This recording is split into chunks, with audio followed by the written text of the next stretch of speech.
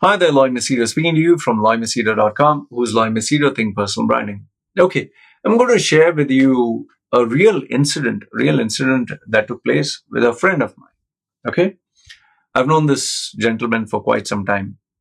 Now, he works in the Middle East. Okay, and obviously in the Middle East, you tend to have different people from different nationalities. So this is not a multinational company. This is a very local company, and there are many people, Arabs and non-Arabs. Okay, I'm just dividing Arabs and non-Arabs. Now, what happened in this particular company is at the top management were Arabs. Now, mind you, this is not to hate on Arabs or Arab Muslims. So please just get that. I'm giving you an actual incident. So don't take it out of context. So the management at the top were Arabs. Okay, Arabs. You had Egyptians, you had Syrians, you have Palestinians, you have all the different Arab. The thing, not the Emirati local or Saudi local population. So they had their own group and they used to get along. And at the lower levels were these Indians, Pakistanis, Filipinos. Now they always had this habit of being rude. Not only being rude, shouting, screaming, get this done, get that done. And another thing that was absolutely irritating was when the owner would come, these guys, these Arab guys at the top management, they would, come well dressed and sit in the office and show the owner that they are actually working. And until the owner would leave, nobody would leave the office. Like, even though the office timings were like all the way till 6, like they would work till 6 o'clock with a 1 hour break or whatever in between. If the owner was there, these guys would sit till 6, 7, 8, 9 because the management, the owner was there. But when the owner was not there, even though they had to leave the office, finish off by 6, most of the top management would leave at 4 o'clock. Okay, they would leave at 4. Now, the Indians, Pakistanis, Filipinos, all of them, they would stay till 6. And because they were given more work, instead of 8 hours, they ended up working 9 hours, 10 hours, 11 hours, sometimes even 12, 14 hours, 16 hours also. Okay. So this was a very common practice. So when this friend of mine, he, obviously he has been following me, and he said, Loy, I would like to take your coaching and all that. I said, fine. What is it? He wanted to improve on his job front, his personality, so many other issues. So personal branding is not just about just getting a job. It is overall being a better human being, much better. It's not just about being rich. It's about being happy who you are. So one of the key areas that he told me was he was not happy with this office of his.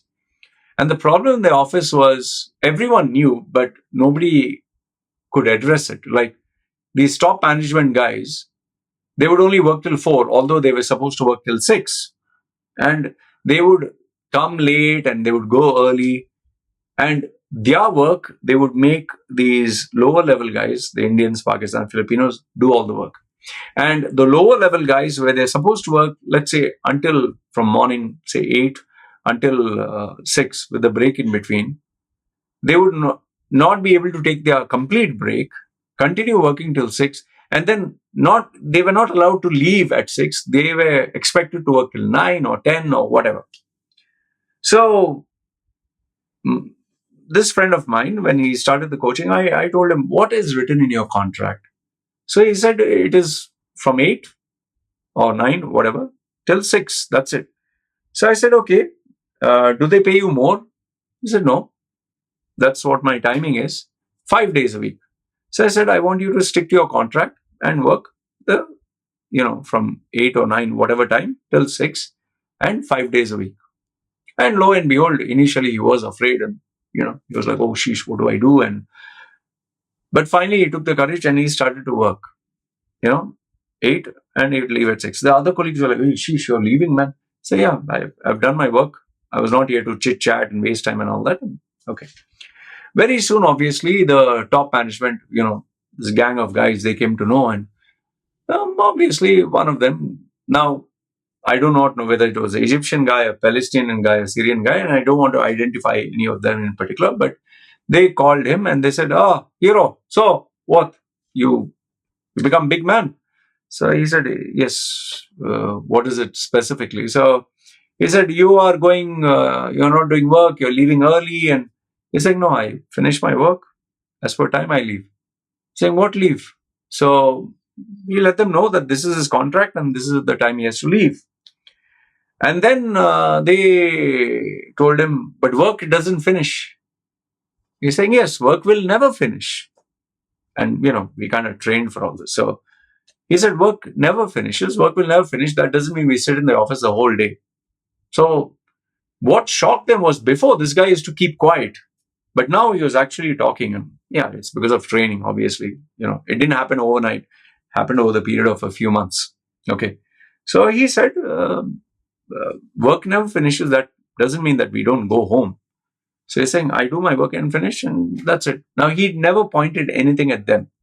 Say, no, sorry, you have to stay till 8 o'clock, 9, 10. You have to stay till at least 9 o'clock or 10 o'clock. He said, no, 9 to 9 is 12 hours.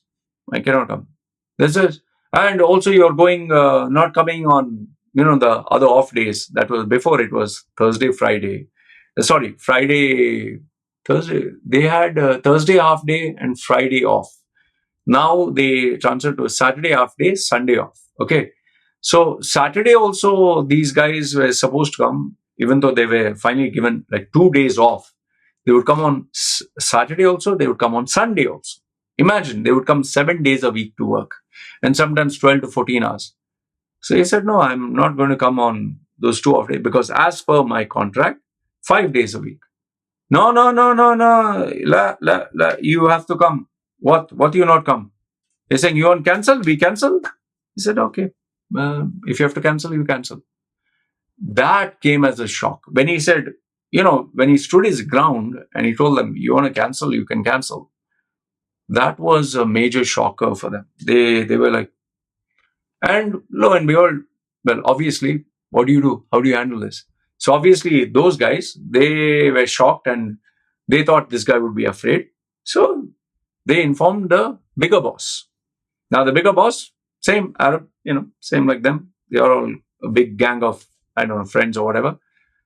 So with him, people used to get scared when they used to call him, they have this big ass office and big door, come, tal, what? So they think like they are big and they like to bully people. So I had also worked with him and told him, he's equal to you. He's a human being like you. There's nothing so different. The only thing that he has is a designation and a little bit of a salary. But otherwise, everything is the same. There's no difference between you and him. So we had worked on it. He called him, what? And this is one problem. In the Middle East, they treat you like dogs if you allow that. So he was trying to bully him with his words and disrespectful tone, but he didn't seem very flinched. He was not afraid. And this he could not take. That Arab guy sitting down, he going, so he said, what? You will work. You understand? So he tried to bully me. You will come or, I will what? Cancel. So I'm not going to come. So obviously that guy got very angry. He started, and he started using bad words. So when he started using bad words, this guy told him, sorry, mind your language. I'm not going to take your nonsense. And just so that I will record this conversation and I will give it to the local authorities if you cross a certain line. We had prepared for all this. He was raged. He was pissed off. You are threatening me. You are this, you are that, and all that. He's saying, I will show you. And he became red-faced and all that. And obviously, he contacted the owner because he was a big boss. But this guy, he didn't care. Okay. Obviously, they don't know that I'm mentoring him and all that. So he was asked to go home, suspended, whatever. And he spoke to me from home and I told him, listen, don't need to worry. What is the worst that will happen? Let's understand what is the worst that you will be terminated. Okay, you will be terminated. To which he said, yeah.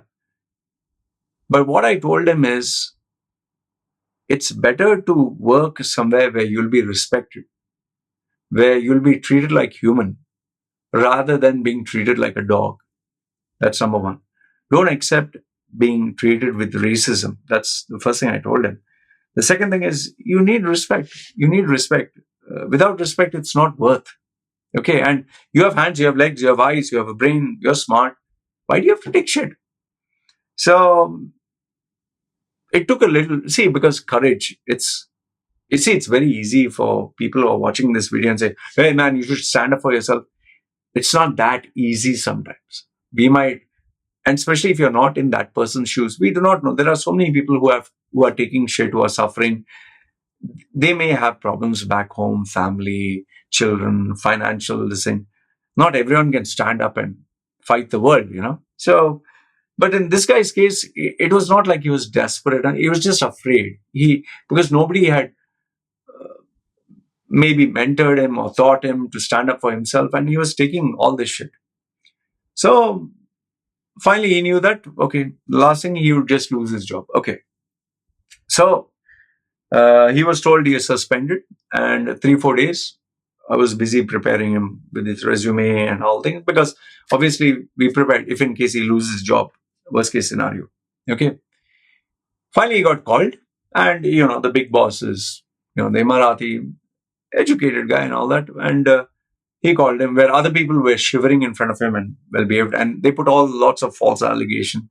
He just stood his ground, and he said, what have you to say for yourself? And he told the truth. He didn't get afraid. He said, these people only in front of you, they work X number of hours. We are made to work 12, 14 hours.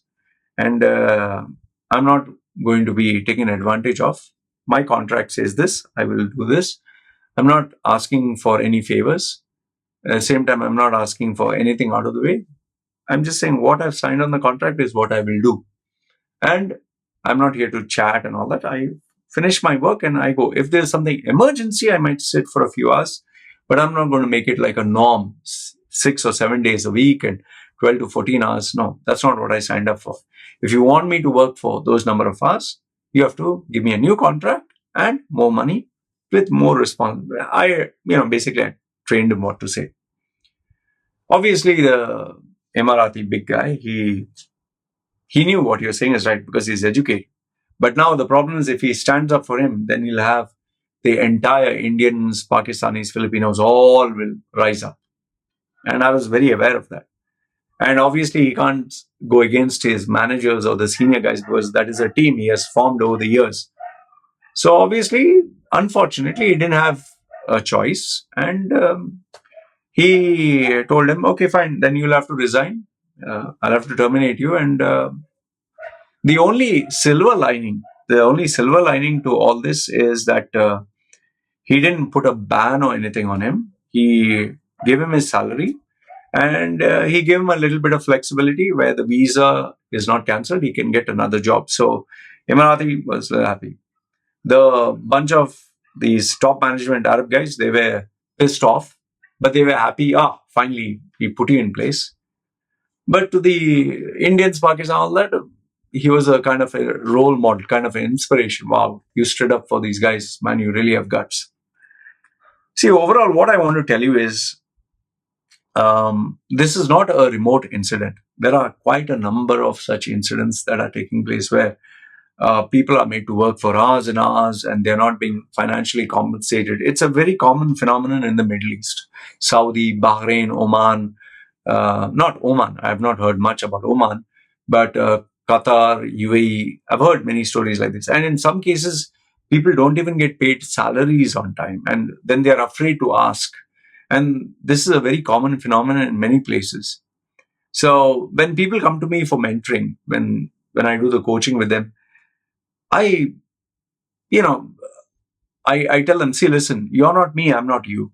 Okay, it's very easy for me to tell you, stand up for yourself and don't take, rubbish, don't take racism, don't allow anyone to bully you and work only so many hours. It's very easy for me to say because I'm not in their shoes. We do not know what is their background. We do not know their financial responsibilities, the challenges that they face, the families they have, the children. We do not know what they're going through. And obviously, when your upbringing has not been like perfect, like even mine, it was never perfect. And it took me years to discover who I am. So I don't put my template on them and say, this is how you should behave. Me is me, you is you. But I do help them discover who they are and remain true to themselves. Like I tell them, do you want respect? Do you want to earn little money but being happy? Do you want to join a company where you are given equal opportunity, or would you rather have more money but be treated like shit? So it's a process of self-discovery, and you'll be surprised to know there are many clients of mine who are very comfortable saying yes to this. Office politics, working long hours, not getting paid salaries, being treated like shit, disrespect. They just like, Loy, I don't want to, rock the boat at this age. I'll just accept life as it is. And then there are others who are like, you're right, Loy, I need to stand up for myself. I'm not going to take this shit anymore. And yes, but remember, when you do stand up for yourself and when you do make a change, there is a price to pay. Nothing in life comes without, a price to pay. So yeah, this friend of mine, who is also a client, he finally stood up for himself. He is respected by the colleagues of his, the Indians, Pakistani, Filipinos. And obviously the Arab guys are laughing at him. But obviously they know they couldn't stand the fact that one guy had the guts to stand that, also an Indian. Oh, he stood up for us. But overall, what I feel is the Emirati boss of his, he is smart. He's not dumb. He knows what is happening. And I'm very sure that given the fact that he didn't cancel or put a ban on, he knows that he's right. He stood up for himself. So he gave him a little bit of respect, and well, that's the only silver lining. But now I can tell you one thing is, he did have a tough time going through all the ups and downs, new job and all that. But eventually he did settle down for something really worthwhile. Pay was slightly more than this, but a more professional working environment where they would give him respect. So I thought I'd share this incident with you. And if you are one of those who is going through any of the situation like this, salary delays or being treated like, shit, or going through racism or unfair treatment, I just hope this real story gives you the inspiration just to stand up for who you are. So good, bad, ugly, let me know your thoughts in the comments below. This is me signing off. Okay. And yeah, let me know are you aware of stuff like this happening, or is this a remote incident? By the way, I do know a lot of stuff happens like this. Anyway, comment down below. This is me signing off. You guys take care.